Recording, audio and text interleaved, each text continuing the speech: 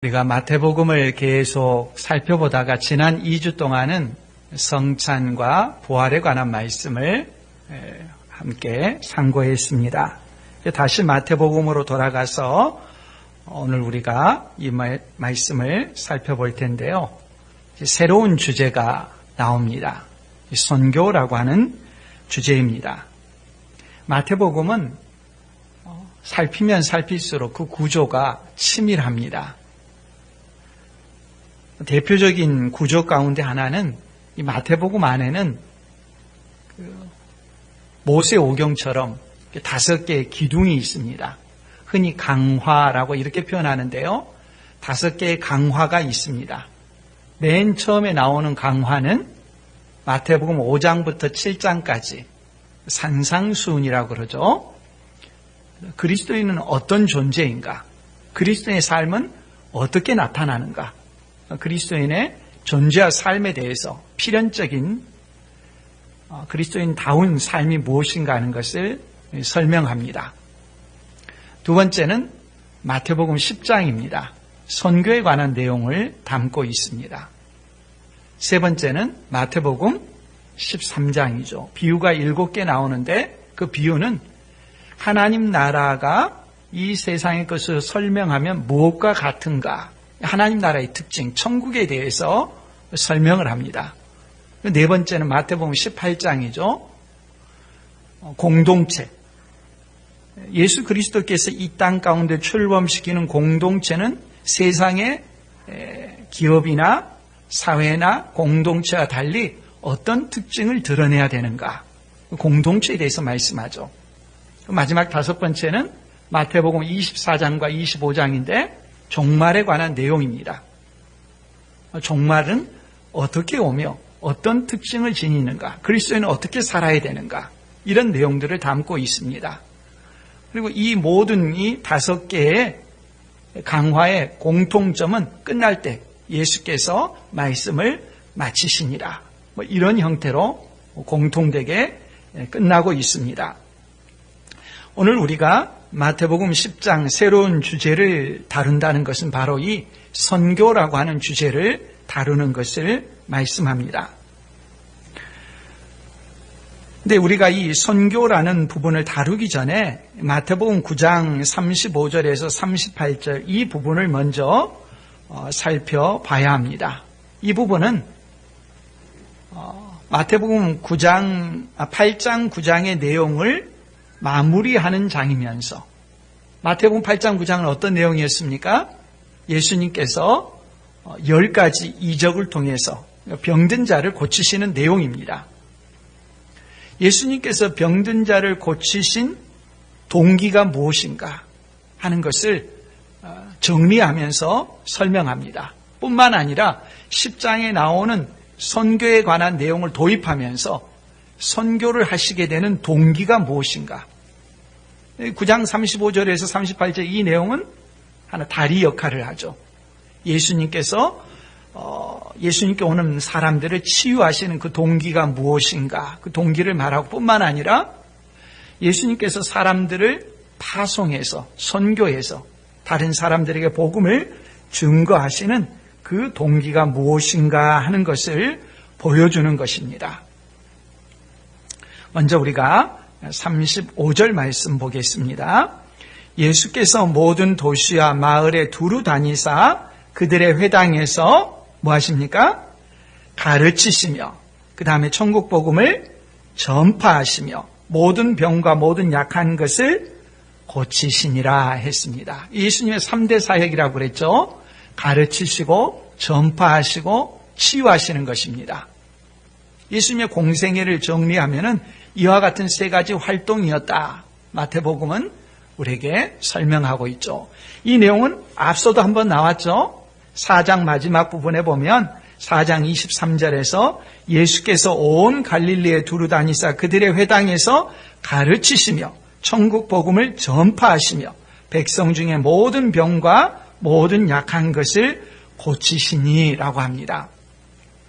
그러니까 예수님께서 4장과 9장 끝부분에 이 3대 사역에 대한 설명을 양쪽에서 하고 있죠.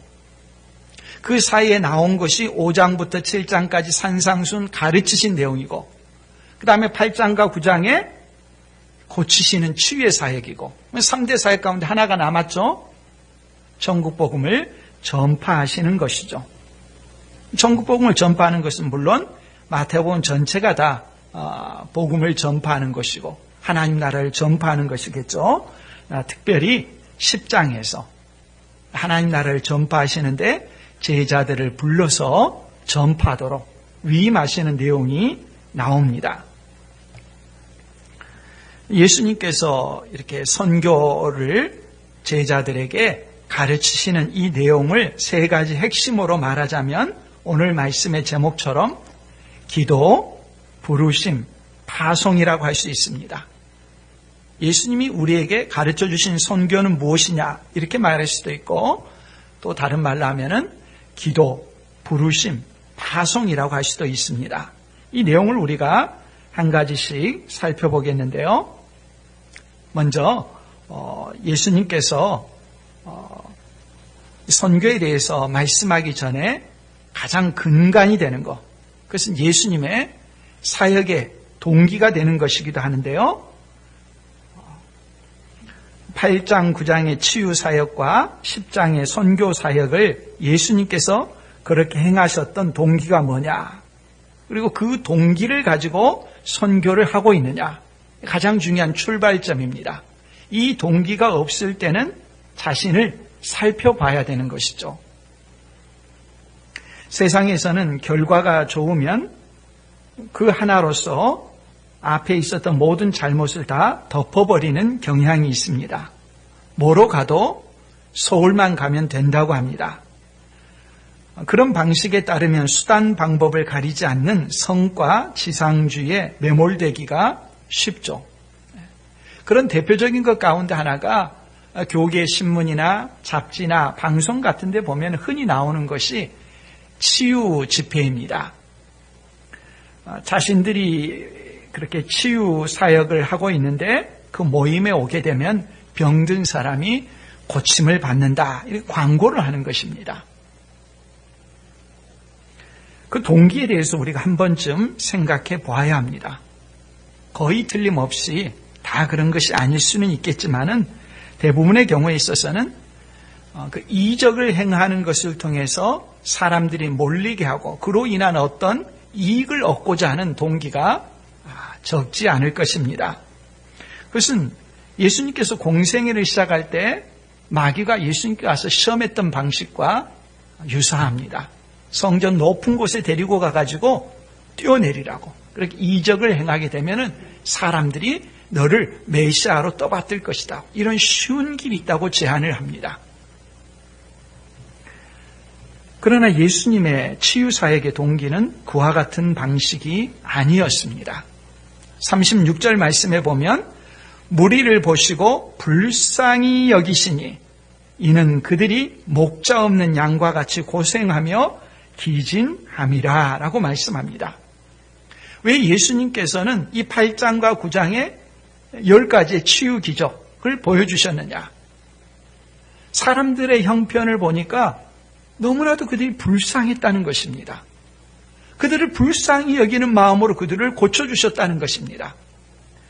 그 대상을 향한 마음이지 자신이 치유를 통해서 내가 능력 있는 사람이다 하면서 자기 이름을 높이고 자기의 영광을 드러내는 방식으로 치유를 행한 것이 아니라는 것입니다. 이 불쌍히 여기시니라는 말씀에 대해서 몇 번 여러분에게 말씀드린 적이 있습니다. 이 스플랑크 니조마이라고 하는 이 그리스어는 오직 예수님께만 사용하는 동사입니다. 불쌍히 여기시는 분 주체는 예수님이십니다. 그리고 이 동사가 사용될 때마다 하나님께서 베푸시는 은혜와 능력들이 나타납니다. 주님이 불쌍히 여기시니까 불쌍히 여김을 받는 대상의 그 불쌍히 여김의 형편들이 변화되는 것입니다. 마태복음의 몇 곳을 먼저 보면요. 마태복음 14장 14절 말씀에 예수께서 나오사 큰 무리를 보시고 불쌍히 여기사 그 중에 있는 병자를 고쳐주시니라 했습니다. 불쌍히 여기시니까 그들 가운데 있는 병자를 고쳐주셨습니다. 두 개가 맞물려 있죠. 마태복음 15장 32절에는 예수께서 제자들을 불러 이르시되 내가 무리를 불쌍히 여기노라. 그들이 나와 함께 있은지 이미 사흘임에 먹을 것이 없도다. 길에서 기진할까 하여 굶겨보내지 못하겠노라. 그 유명한 오병이어 사건이죠. 5개의 떡과 2마리의 물고기로 5,000명을 먹이십니다. 집에 돌아갈 때 힘이 없어서 제대로 돌아가지 못하겠구나. 그렇게 돌려보낼 수 없다는 주님의 긍휼히 여기시는 마음이 그들을 배불리 먹게 했죠. 뿐만 아니라 마태복음 20장 34절에 보면 예수께서 불쌍히 여기사 그들의 눈을 만지시니 곧 보게 되어 그들이 예수를 따르니라. 예수님께서 십자가에 달려 죽기 위해서 예루살렘으로 가기 직전에 맹인이 예수님께 왔죠. 예수님 그들을 불쌍히 여기셔서 그들의 눈을 뜨게 해주셨습니다. 치유의 동기는 항상 불쌍히 여김으로 불쌍히 여김을 받는 사람을 향하고 있습니다. 마가복음 1장 42절에 보면 예수께서 불쌍히 여기사 손을 내밀어 그에게 대심에 이르시되 내가 원하노니 깨끗함을 받으라 하시니 그 사람은 나병 환자입니다. 나병 환자 멀리 가라고 소리치며 돌멩이를 던지는 것이 아니라 그에게 손을 대셨습니다. 불쌍히 여기셔서 나병 환자로서 사람들에게서 천대받고 사람들 가운데 살지 못하고 그 불쌍한 인생을 긍휼히 여기셔서 그에게 손을 대셨습니다. 치유해 주셨죠. 회복시켜 주셨죠. 누가복음 7장 13절에도 보면 주께서 과부를 보시고 불쌍히 여기사 울지 말라 하시고 나인성 과부입니다. 하나밖에 없는 자식이 죽어서 나갑니다. 얼마나 서럽겠습니까? 그 한 자식을 보고 일생을 살아왔는데 그 자식이 죽었습니다. 통곡하는 그 여인을 보면서 불쌍히 여기시고 그 나인성 과부의 아들을 살려주시죠. 예수님께서 행하시는 이적의 동기가 뭐냐? 자신을 위하는 것이 아닙니다. 자신의 명성을 드러내기는 한 것이 아닙니다. 오히려 사람들에게는 알리지 말라고 하셨죠.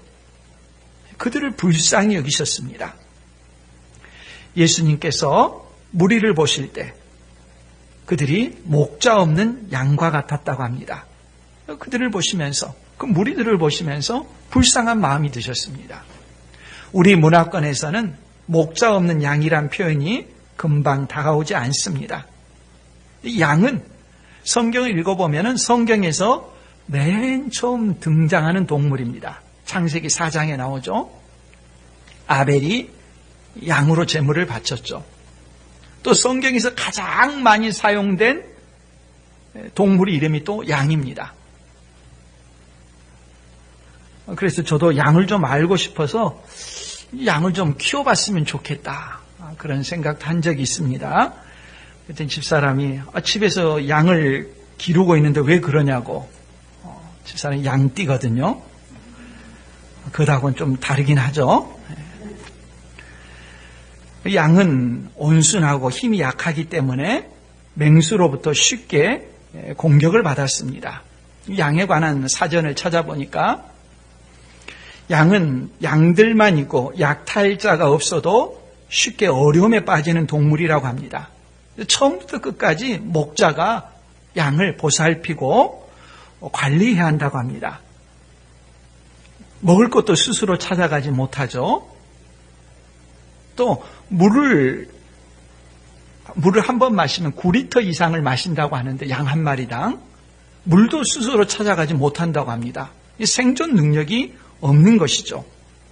목자가 초장과 물가로 이끌지 않으면 혼자서 먹고 마시는 문제를 해결할 수 없는 동물이 양입니다. 그럼 끊임없이 이 양들을 목자가 인도해야 되죠. 밤에는 또 안전한 우리로 이끌어야 됩니다. 심지어 아플 때도 또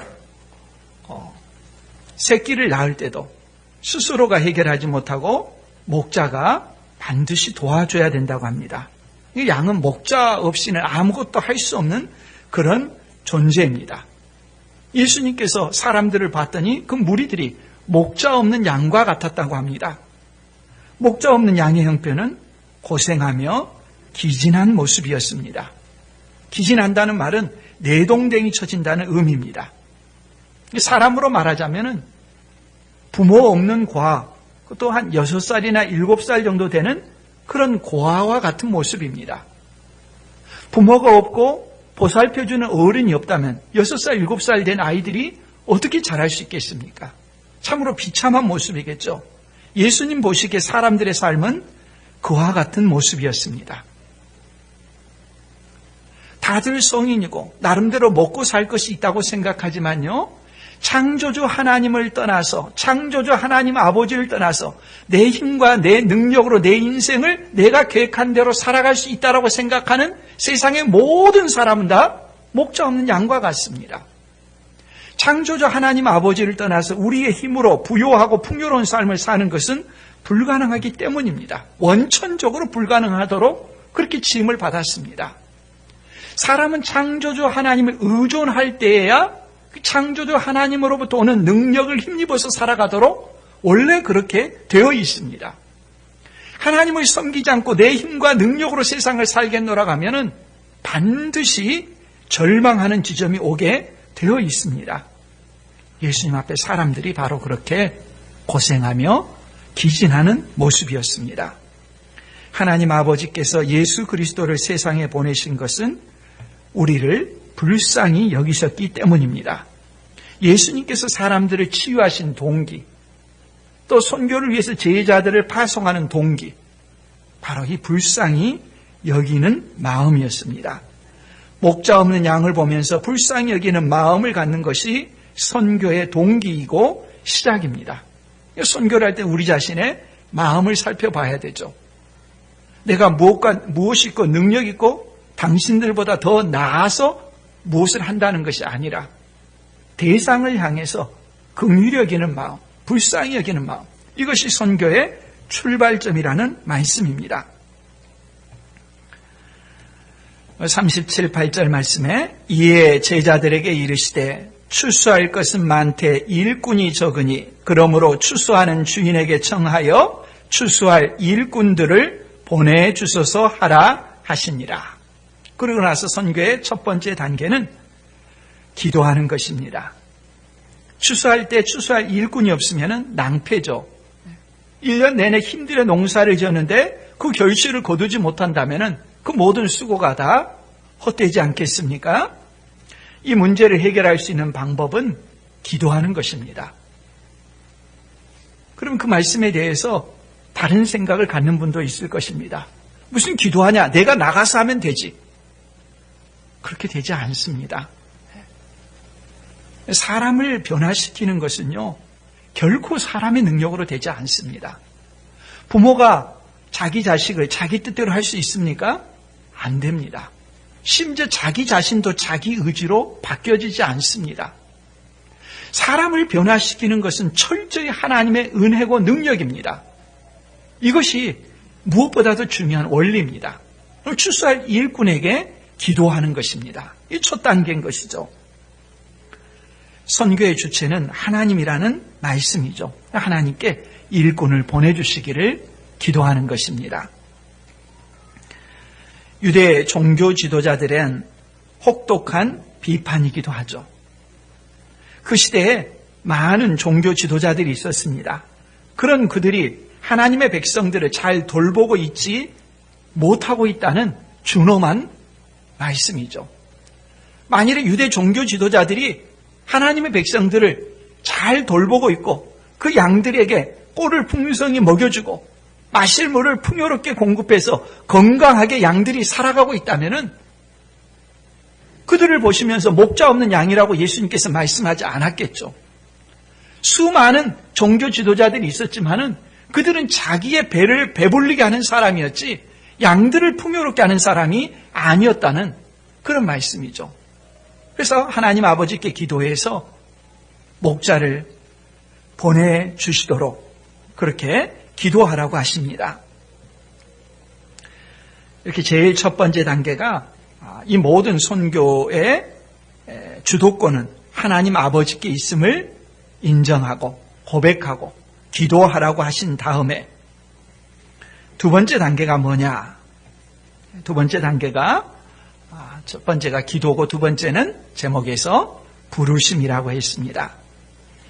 예수님께서 당대 유대 종교 지도자들을 대신해서 일꾼을 보내주시도록 기도하는데 예수님께서 그래서 그 일꾼을 부르십니다. 선교의 두 번째는 부르심인 것이죠. 내가 먼저 나서는 것이 아니라 주님이 사람을 부르십니다. 내 힘과 능력으로 되는 것이 아니라 주님이 하시는 일이기 때문에 주님의 뜻에 순종하는 사람을 일꾼으로 삼으시는 것이죠. 1절에 보면 예수께서 그의 12 제자를 부르사 했습니다. 기도하라고 하시고 나서 기도에 응답하시는 방편으로 예수님이 스스로 부르십니다. 12명을 부르시는 것은 구약 이스라엘이 12지파였기 때문에 그 12에 상응하는 새로운 이스라엘 신약 교회에 12명의 제자를 임명해서 새로운 이스라엘이 출범하는 그와 같은 것을 선포하시는 것이죠. 1절 말씀은 10장 전체를 압축하는 것과 유사한 그런 효과가 있는데요. 이 12제자를 부르셔서 더러운 귀신을 쫓아내며 모든 병과 모든 약한 것을 고치는 권능을 주시니라 했습니다. 제자를 부르신 다음에 그들을 그냥 파송하는 것이 아니라 그들이 사역을 감당할 수 있는 은사를 주십니다. 대단히 중요한 원리죠. 사람들은 자기 힘으로 무엇인가를 하려고 합니다. 약간의 어떤 후원도 있을 수 있고 자신을 돕는 어떤 제도적인 단체가 있을 수도 있습니다. 만일에 그런 것을 우존해서 선교지로 가게 된다면 거의 확실히 실패하게 됩니다. 사람의 이름으로 할 수 있는 것이 아니기 때문입니다. 부름을 받고 나가는 사람이 반드시 기억해야 되는 것은 그 사역을 할 수 있고 완수하게 하는 분은 자신의 힘과 능력이 아니라 하나님께서 하시는 것임을 잊지 않아야 합니다. 더러운 귀신을 쫓아내는 것, 병든 자를 고치는 것, 이 능력에 상응할 만한 선물이 어디에 있고 은사가 어디에 있겠습니까? 예수님께서는 사람을 보내실 때 사람만 보내신 것이 아니라 그 일을 감당할 수 있는 능력도 반드시 베풀어 주시는 것입니다. 이 신약의 교회를 대표하는 12사람, 예수님께서 파송해서 처음 사역을 감당하는 이 사람들은 어떤 사람들일까요? 우리도 궁금하지 않습니까? 처음 부름을 받아서 신약 교회의 기초가 되는 사람들, 얼마나 탁월한 사람들일까? 2절부터 4절에 보면 12명의 이름이 나옵니다. 이름 다음에 이 사람이 어떤 경력을 가지고 있는가 양력을 소개할 만한데 그런 게 없어요. 그런 게 없는 것은 많이 있는데 생략한 것이 아니라 소개할 것이 없다는 말입니다. 우리와 같이 평범한 사람입니다. 우리가 알고 있듯이 그들은 어부들이고 세리고 정치적으로 하자면 가나나인과 같이 어떤 혁명적인 주장으로 사회를 변혁시키고자 하는 열심당원, 그런 시몬과 같은 사람도 있고 심지어 그 중에는 예수님을 장차 팔아넘기는 사람도 있습니다. 한 사람 한 사람의 면면을 보면은 누군가가 한 사회를 변혁시킬 만한 그런 사람으로 뽑았을 때 뽑힐 만한 엘리트는 한 사람도 없다는 말과 같습니다. 이건 마치 구약의 이스라엘의 나라를 출범시킬 때 12지파의 조상이 누굽니까? 야곱의 12아들입니다. 그들 중에 뭐 특출한 사람이 있습니까? 그냥 야곱의 12아들이니까 12지파가 된 것이지 그들 자신 한 사람 한 사람이 선발해서 된 사람은 없습니다. 예수님께서 부르신 12제자도 그들 자신의 개인 역량이 탁월해서 뽑힌 사람 아무도 없습니다. 시험에 합격해서 된 사람도 아무도 없습니다. 예수님이 부르신 것입니다. 그리고 그들을 파송하십니다. 파송할 때 그들의 능력으로 사역을 감당하는 것이 아니라 예수님께서 사역을 감당할 수 있는 힘도 주시는 것입니다. 많은 사람들은 자신이 일을 감당할 만한 능력이 되지 않기 때문에 나는 나설 수 없다라고 생각합니다. 그건 주님에 대한 모독입니다. 주님이 우리를 부르시고 보내실 때는 주님이 책임지십니다. 필요한 재능과 은사도 주십니다. 자기 안에 있는 능력으로 일을 감당하는 것이 아니라 주님이 주시는 은혜와 능력으로 사역을 감당하는 것이고, 그 사역의 내용은 하나님 나라를 증거하는 것이기 때문에 하나님께서 자기 존재를 보내심을 받은 사람을 통해서 드러내시는 것입니다. 자신은 도구일 뿐이지 자기가 주체가 되는 것이 아닌 것이죠.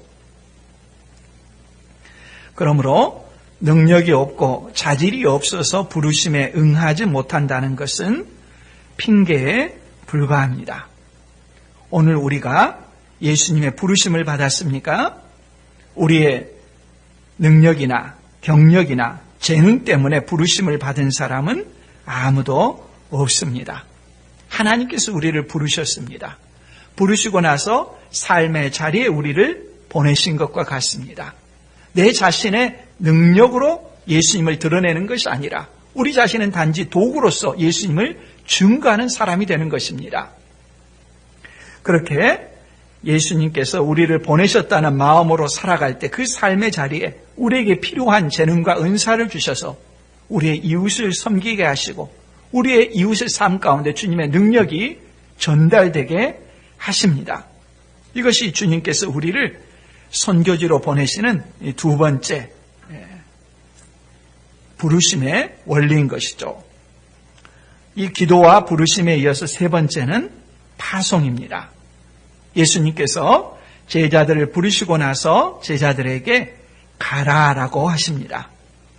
제자들을 보내신 것은 계속 제자로 묶어두시는 것이 목적인 것이 아니라 그들을 파송하기 위한 것이죠. 5절 말씀에 보면 가지 말아야 될 것을 말씀하고 6절에 보면 가야 할 것을 말씀하시죠. 예수께서 이 12를 내보내시며 명하여 이르시되 이방인의 길로도 가지 말고 사마리아인의 고을에도 들어가지 말고 오히려 이스라엘 집에 잃어버린 양에게로 가라라고 말씀합니다. 예수님께서 선교지를 제안하는 것이 이상하다고 생각될지 모르는데요. 이건 잠정적인 것입니다. 지금 예수님과 함께 있을 때는 예수님과 함께하는 주변에만 이렇게 선교지를 제안해서 하나님 나라의 복음을 전합니다. 예수님께서 승천하실 때는 어떻게 말씀하십니까? 그 지상명령에 보면은 세상 모든 족속에게, 세상 모든 민족에게 이렇게 복음을 전하라고 하시죠. 선교의 내용은 7절에 보면 가면서 전파하여 말하되 천국이 가까이 왔다 하고, 전파의 내용은 지극히 간단하죠. 천국이 가까이 왔다.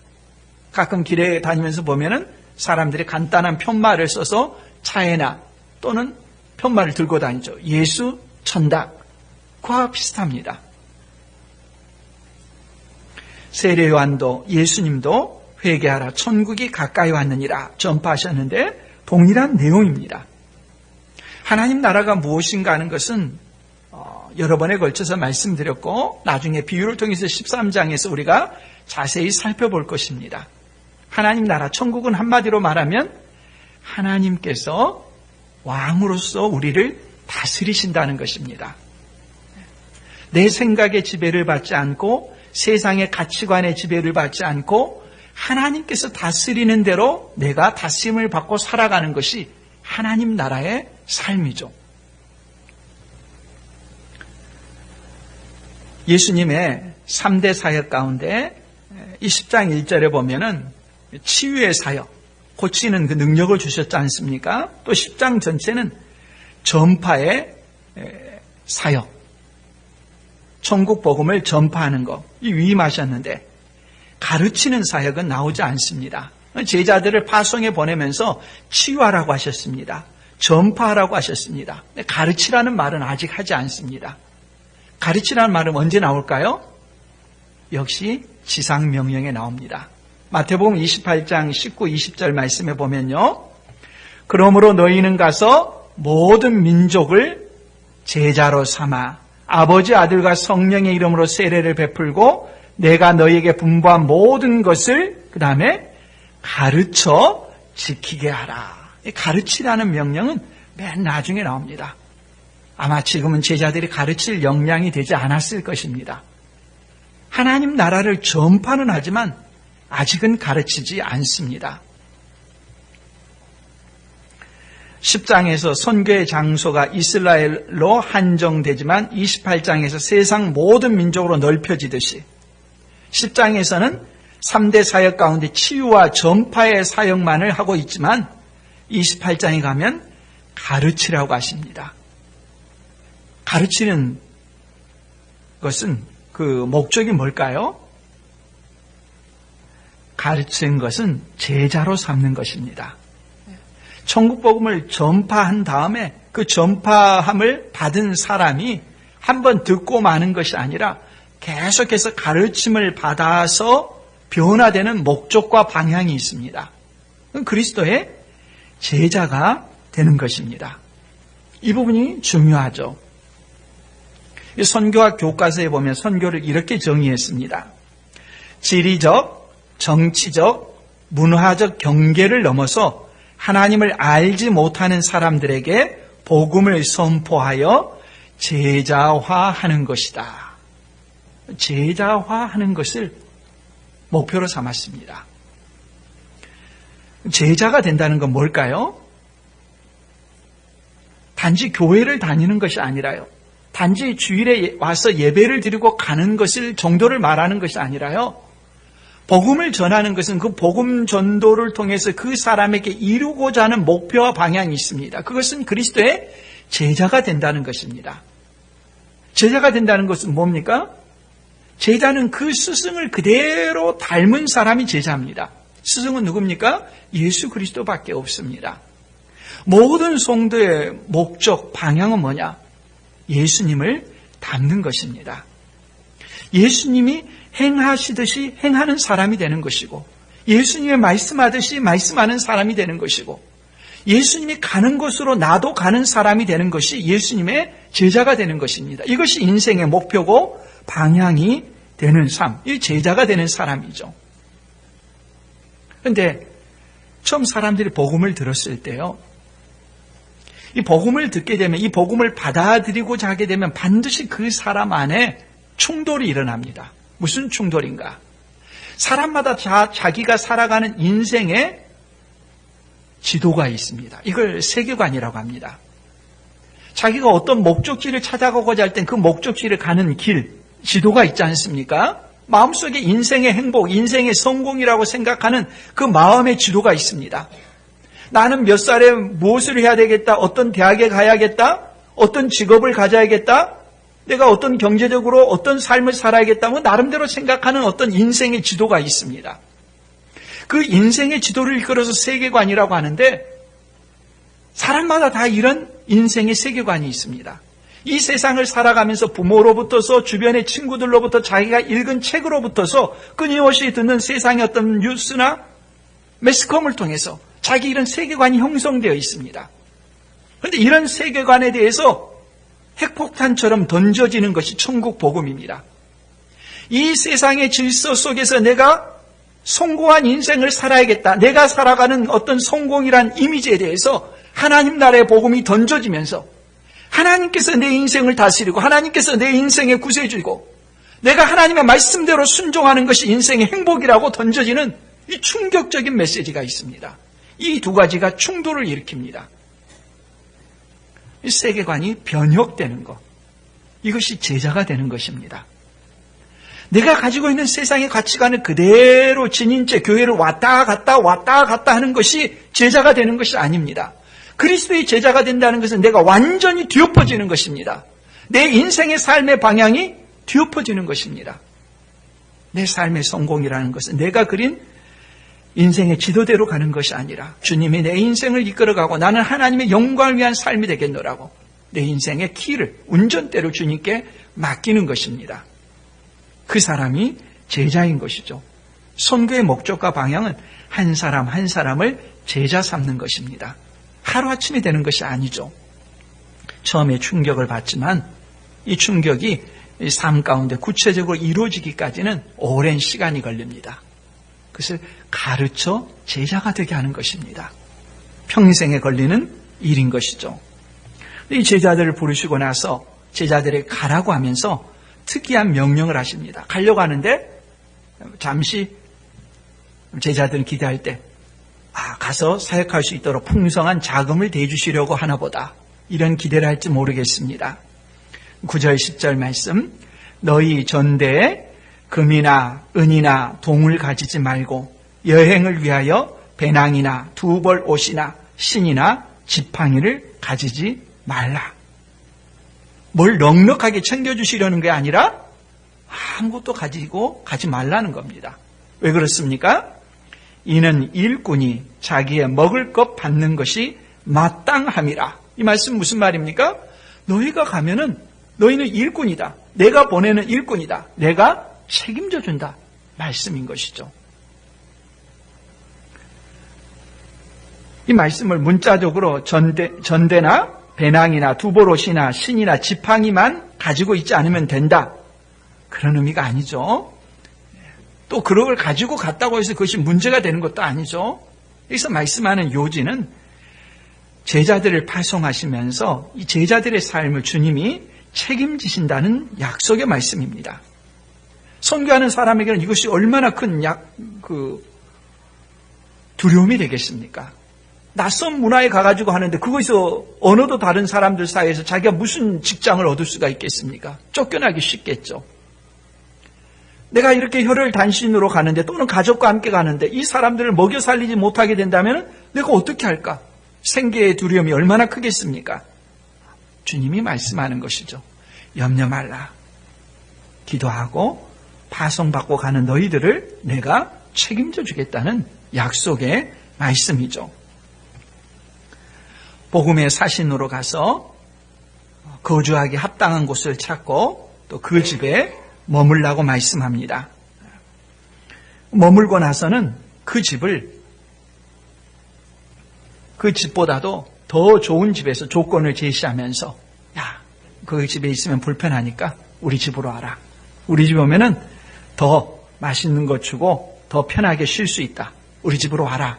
누가 그렇게 제안을 하면은 그 제안을 받아들이지 말라고 합니다. 처음 가서 머무는 그 집에 불편해도 그 집에 그대로 머물면서 그 지역에 복음을 전하는 것이 완수될 때까지 그렇게 행하라는 말씀입니다. 최근에 미국에서 나온 권위 있는 마태복음 주석이 있는데, 그 주석을 쓰신 분은 그랜트 오스본이라고 하는 분인데 작년에 소천하셨습니다. 그분 주석에 이런 내용이 나옵니다. 본문을 주석하고 나서 짧게 적용을 했습니다. 여러 지역에서 이런 일들은 통제를 벗어나고 있다. out of hand. 통제를 벗어나고 있다. 손을 쓸 수 없는 지경에 이르렀다는 것입니다. 예수님은 한 지역에 가서 그 지역에 그대로 머무르라고 하셨는데 그 지역에 머물지 않고 조금 더 좋은 조건을 제시한다고 사람들이 손쉽게 움직이고 이익을 따라서 행동하고 있다는 것입니다. 그러면서 두 나라를 예로 들었습니다. 미국과 한국입니다. 걷잡을 수 없는 지경에 이르렀다. 학자가 보기에도 한국의 형편없어졌다는 것입니다. 선교의 바른 동기에서 벗어나고 있다는 것이죠. 불쌍히 여기는 마음의 동기를 대신해서 좋은 조건을 찾아서 일어나는 움직이는 일들이 통제가 되지 않을 만큼 나타나고 있다는 것입니다. 교회가 아니라 주님의 파송을 받은 사람으로서 행동하는 것이 아니라 기업을 모델로 삼아서 행동하고 있다는 말씀입니다. 예수님의 파송을 받은 제자들은 그냥 제자가 아닙니다.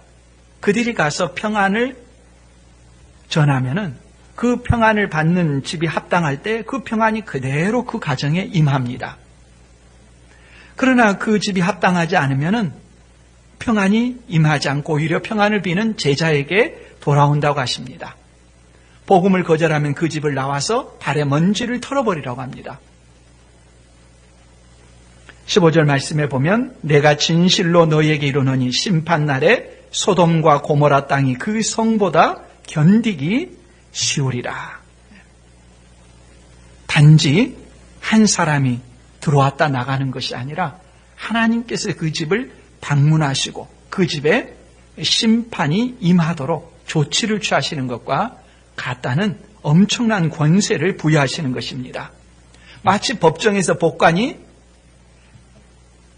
사람에게 형의 선고를 내릴 때 그 사람이 감옥에 가기도 하고 무죄라고 선고할 때 석방되는 것처럼 예수 그리스도의 사신으로 가서 복음을 전하는 것은 영원한 천국과 지옥의 권세가 선포되는 현장과 같은 것입니다. 엄중한 현장인 것이죠.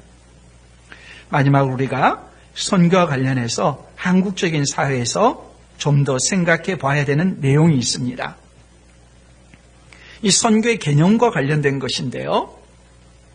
이 선교에 대해서 교회적으로 보게 되면 두 가지 입장이 갈라집니다. 그 중에 한 입장은 이 선교를 정치적인 도구로 삼는 경향이 있습니다. 선교를 정치화한다고도 할 수 있을 것입니다. 1970년대, 80년대까지 선교를 무엇과 동의로 사용했냐면 민주화라고 하는 말과 동일한 의미로 사용했습니다. 산업 선교라고 되어 있습니다. 저도 그런 영향을 어느 정도 받은 적이 있습니다. 고통받는 삶의 현장에서 살아가는 사람들과 함께하는 것이 선교다. 사회 구조를 바꾸는 것을 곧 선교라고 했습니다. 그리고 이제 80년대 후반 되고 90년대 들어오면서 다른 정의를 내세웠습니다. 지금도 그렇게 하고 있습니다. 통일이 선교다라고 합니다. 남과 북이 통일되는 것을 위해서 활동하는 것. 이것이 선교라고 말합니다. 삶의 다양한 영역이 정치와 연관되기 때문에 영향을 받지 않을 수는 없죠. 그러나 정치적인 어떤 체계를 바꾸고 사회를 변화시키는 것에 있어서 직접적으로 교회가 뛰어드는 것을 선교라고 말하기는 어렵습니다. 예수님께서 그렇게 하지 않으셨기 때문입니다. 예수님께서 헤롯이라고 하는 사람의 정치체계를 바꾸기 위해서 조직을 어떻게 만들거나 성명서를 발표하거나 맞서 싸운 적이 없습니다. 무력의 항쟁을 한 적도 없습니다. 바울도 마찬가지입니다. 그 시대를 지배하고 있던 노예제도라든지 부패한 어떤 정치체계 같은 것이 많이 있었지만 그걸 직접 바꾸는 것을 목표로 삼지 않았습니다. 항상 무엇이었습니까? 사람을 변화시키는 것이었습니다. 한 사람이 변화돼서 그 사람의 가치관이 변화되는 것보다 더 큰 혁명은 없습니다. 정치체계를 바꾼다고 해서 사회가 변화되는 것이 아닙니다. 그 실험이 실패했다는 것이 바로 공산주의였습니다. 소련을 비롯해서 공산주의 사회가 유산자와 무산자 간의 그런 어떤 불평등 문제를 해소하고 평등한 사회를 만들겠다고 했지만 결국은 실패한 시험이었죠. 지배체제만 바뀌어졌죠.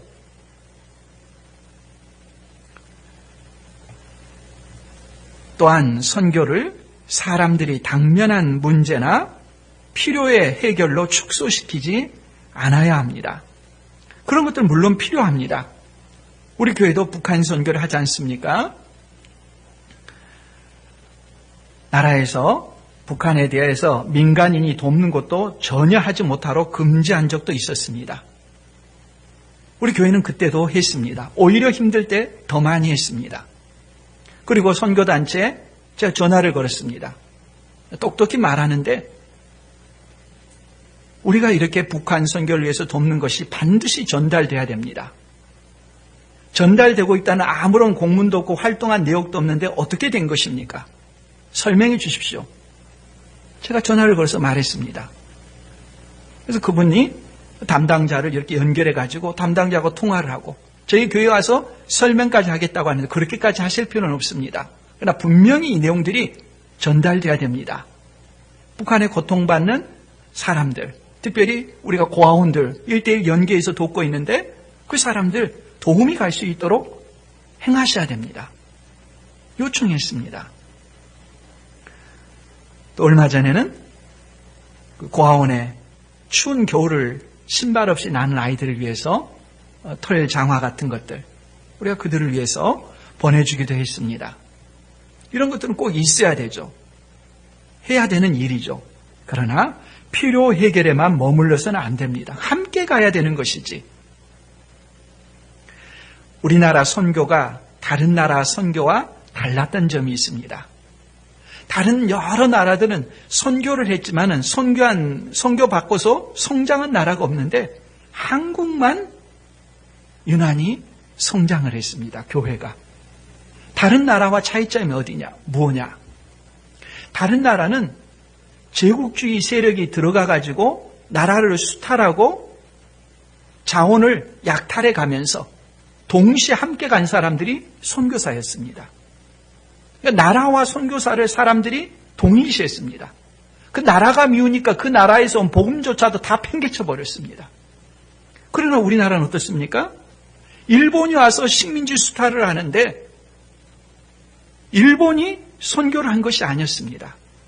오히려 구미에서 미국이라든지 호주라든지 캐나다라든지 그런 나라에 와서 복음을 전하니까 선교사는 오히려 고통받는 민중의 편, 백성들의 편이라는 인식이 강해서 선교사들이 전하는 복음을 쑥쑥 받아들였습니다. 다른 나라와 차이점이었죠. 그런데 이렇게 받아들였던 복음이 시간이 지나면서 달라지기 시작했습니다. 이 세상에서 잘되고 성공하는 삶이 복음인 것처럼 사람들이 말하기 시작한 것입니다. 자신이 당면한 필요를 해결받는 것이 복음이라고 여기는 분들이 교회 안에 적지 않습니다. 이건 세계관이 바뀌지 않은 것입니다.